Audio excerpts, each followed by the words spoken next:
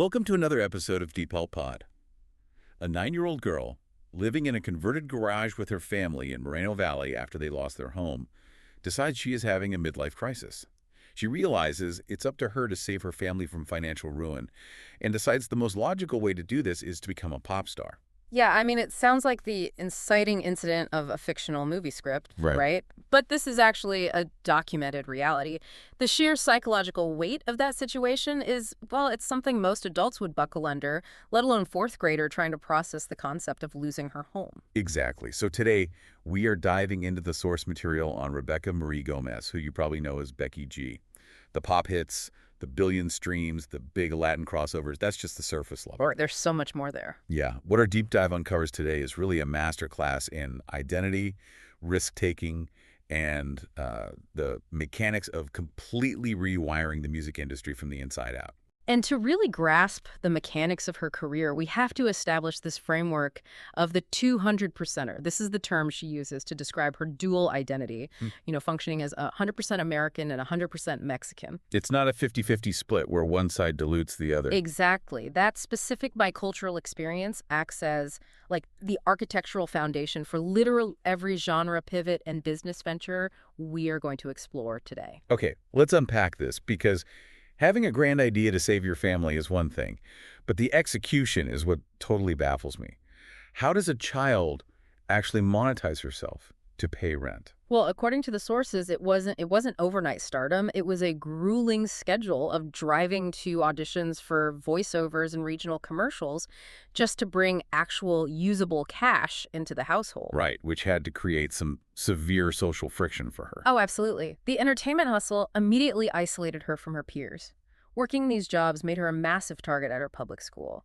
The bullying wasn't just typical middle school teasing, it escalated into physical violence. Which is just awful. Yeah, she was actually jumped by multiple girls in a restroom, which ultimately forced her out of the public school system entirely and into homeschooling. That level of isolation would normally cause a kid to retreat, but this is where the tools of the era really come into play. By the time she is 13, she is utilizing GarageBand. Which, mechanically speaking, is such a pivotal era in music history. Totally. A teenager no longer needed to rent a $1,000 a day studio to make a demo. She taught herself guitar, figured out how to layer vocal tracks and mix audio on a basic laptop, and just started distributing these covers directly to an audience via YouTube. And that democratization of production is exactly what bypassed the traditional gatekeepers. Her digital footprint caught the attention of a production duo called The Jam. Oh, wow. Yeah, they recognized her raw ability to write original lyrics and flow over existing beats, which led to a whole mixtape era for her. The major turning point was her cover of Jay-Z and Kanye West's Otis. That cover was huge. Right. Her specific vocal cadence on that track caught the ear of mega producer Dr. Luke, which is what catapulted her into a major label signing. I mean, usually the child star narrative involves a highly aggressive stage parent pushing the kid into the spotlight for their own vicarious ambition. But looking at her trajectory, Becky was essentially operating as the CEO of a distressed asset, that asset being her family's financial survival. Right. How does that flipped dynamic alter a young artist's relationship with the music industry? Well, that distinction changes the entire psychological profile of the artist. When a parent pushes a child into Hollywood, the child often conflates fame with parental love and personal validation. That makes sense. But for Becky G, the music industry was simply a utilitarian tool to solve a mathematical problem, which was poverty. Because her core drive was providing stability for her family, it forced a very grounded, almost clinical perspective on the business. She wasn't chasing the validation of A&R executives. She was chasing a sustainable revenue stream. Which leads her directly into the traditional American pop machine.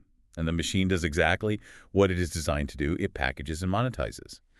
By 2013, she releases Becky from the Block, which is, a strategic cover of the J-Lo classic, complete with a cameo from Jennifer Lopez herself. And that cameo functions as a massive industry cosign. In the mechanics of pop music, having an established titan like Lopez literally hand over the baton in a music video signals to radio stations and promoters that this new artist is a safe, pre-vetted investment. Right. Then we had 2014, and the investment pays off massively with the release of Shower. Sonically, this is pure engineered pop music. Oh, completely. It's got a 4-on-the-floor beat, an inescapable earworm hook, and it just rockets into the top 20 on the U.S. Billboard Hot 100.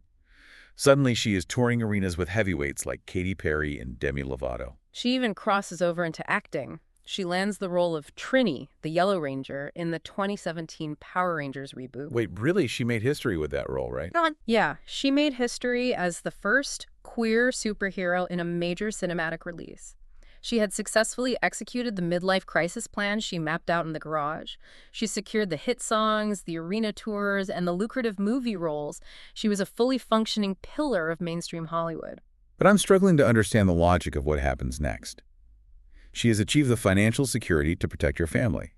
The English language pop formula is clearly printing money for her. Right. Mechanically, breaking a formula that is generating millions of dollars goes against every instinct of self-preservation. Why would a label, or the artist herself, allow a deviation from a proven revenue model? This raises an important question about the conflict between commercial viability and artistic authenticity. The American pop machine requires its artists to fit into highly sanitized, easily categorizable molds. Which didn't fit her reality. Exactly. For someone whose identity is fundamentally rooted in being a 200%er, churning out purely English language pop tracks eventually creates a cognitive dissonance. Achieving that financial baseline actually bought her the leverage to pause and evaluate her sonic direction. And the resulting pivot is one of the most high-stakes gambles documented in our sources. She essentially pumps the brakes on her momentum as an American pop princess and steers directly into Spanish-language, Latin urban music. And we cannot gloss over the industry mechanics of shelving an album. In 2016, she had an English album essentially ready to go. She just shelved it. Yeah. Deciding to shelve that project and release her first full Spanish-language single, Sola, involves massive friction. Labels advance millions of dollars for production, marketing, and promotion based on a specific projected sound. Changing genres and languages means renegotiating contracts, absorbing sunk costs, and convincing a boardroom of executives that your new demographic will actually recoup their investment. It is a massive institutional risk. But she doesn't just survive the transition, she completely monopolizes the space.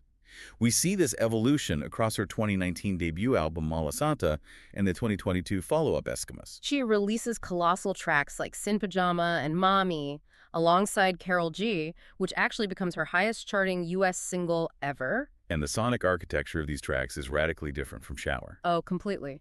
She moved away from the glossy American pop synths and embraced the dembow rhythm, the heavy syncopated drum loops that form the backbone of reggaeton. Here's where it gets really interesting. It's not just the beats that change, it's her vocal delivery.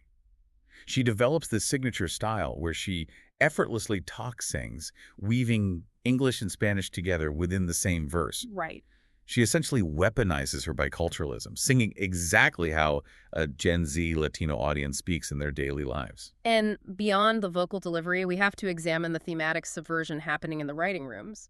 Reggaeton and Latin urban music have historically been dominated by male perspectives. Yeah, that's a known issue in the industry. Exactly, frequently relying on the trope of the submissive, heavily objectified female. Because Becky G fought for heavy involvement in her songwriting, she systematically dismantled that trope. Her songs celebrate female agency, independence, and sisterhood. She essentially told the industry ecosystem, I am going to generate the same massive streaming numbers, but I will do it commanding my own sexuality in my own language and flanked by other powerful women.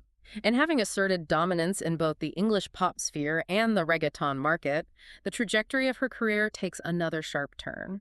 Her pursuit of identity pushes her past the contemporary Latin charts and deeply into the historical roots of her own family tree. This transition fascinated me. If we look at this through a corporate strategy lens, it's like a multinational company spending billions on global research and development, only to discover that the most valuable, resonant intellectual property they own was the original founding charter sitting in the basement. That is an apt framework.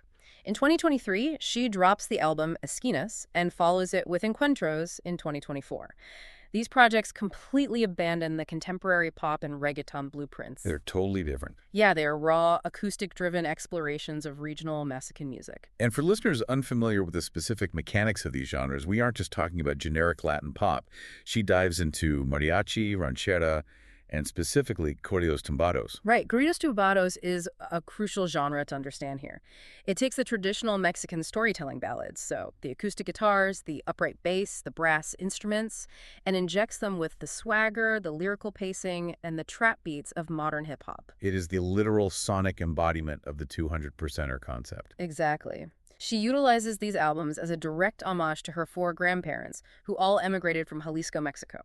She collaborates with the architects of this modern regional sound, like Peso Pluma on the track Chanel and Oscar Maiden on Mercedes. And that track with Maiden shot straight to #1 on the regional Mexican airplay charts. She is matching the vocal intensity of these artists while navigating century-old instrumentation. Critics universally praised these projects because they required immense vocal agility and emotional vulnerability. She wasn't putting on a costume to chase a new trend. She was demonstrating how the music she heard in her grandparents' kitchen could be modernized without losing its soul. The sources show she actually documented the vulnerability of this process too.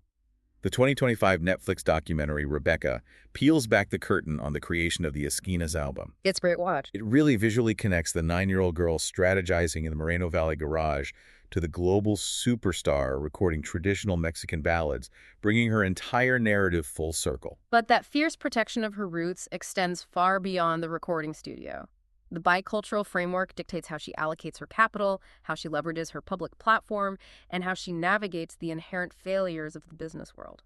Yeah, she diversifies her portfolio significantly. She becomes a co-owner of the Angel City FC soccer team, planting a flag in the sports world. But she also uses her platform for heavy political and social advocacy. Right, she's very vocal. And just to be clear, reporting objectively on the source material here, we're not taking a stance, but the historical record shows she has been a highly visible advocate for immigrant rights, the Black Lives Matter movement, and voter registration drives. Yeah, the documentation points to specific initiatives, like her 2020 collaboration with California Governor Gavin Newsom, aimed squarely at mobilizing the Latin youth vote. She has also maintained a persistent vocal critique of United States Immigration and Customs Enforcement, or ICE. The sources highlight a particularly striking visual from the 2026 MusiCares Person of the Year Gala, where she walked the red carpet with the words FCKICE meticulously painted across her fingernails. That is utilizing the pop star apparatus for maximum friction. But the research also reveals that her business ventures haven't been immune to the realities of a saturated market. We need to look at the mechanics of her makeup brand, Tresloose Beauty, which launched in 2021. The brand was entirely built around cultural homage. The packaging design was heavily inspired by Talavera pottery, which is an intricate, hand-painted style of Mexican ceramics. This beautiful stuff. It is, and furthermore, the product formulas utilize sustainably sourced Mexican blue agave from Jalisco. It was a brand designed to celebrate Latin heritage on retail shelves. But despite the clear cultural mission, the venture quietly ceased operations in late 2024.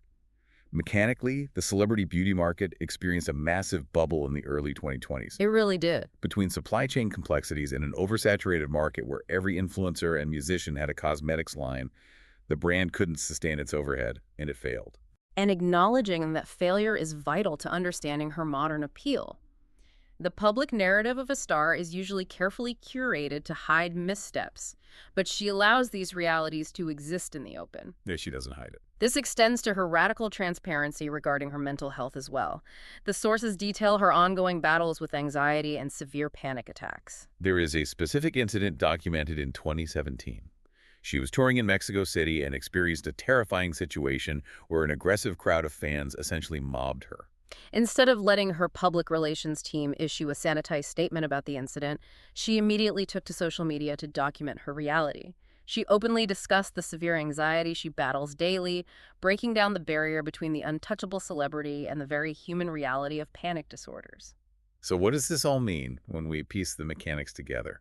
We're looking at a global pop star who openly discusses debilitating panic attacks, whose highly publicized business ventures sometimes collapse, and who willingly takes polarizing political stances that could theoretically alienate half her consumer base. Right. By the metrics of the 2010s music industry, this is career sabotage. If we connect this to the bigger picture, the industry metrics have shifted entirely. Audiences today possess highly tuned radar for corporate manufacturing. They reject the flawless, mathematically perfected pop robot. They want real people. Exactly. The reason she resonates so deeply is precisely because she operates with friction.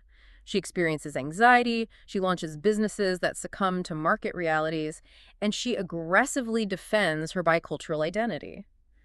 In the modern attention economy, that unvarnished authenticity is an artist's most valuable asset. Which brings us right back to that converted garage in Moreno Valley. That 9-year-old girl didn't just execute her mission to pull her family out of poverty. She completely re-engineered the mechanics of the music industry along the way. Yeah, she did. She built a bilingual, multi-genre empire on her own terms, taking the historical definition of a crossover artist and shattering it by refusing to leave any part of her heritage behind. She provided undeniable proof of concept.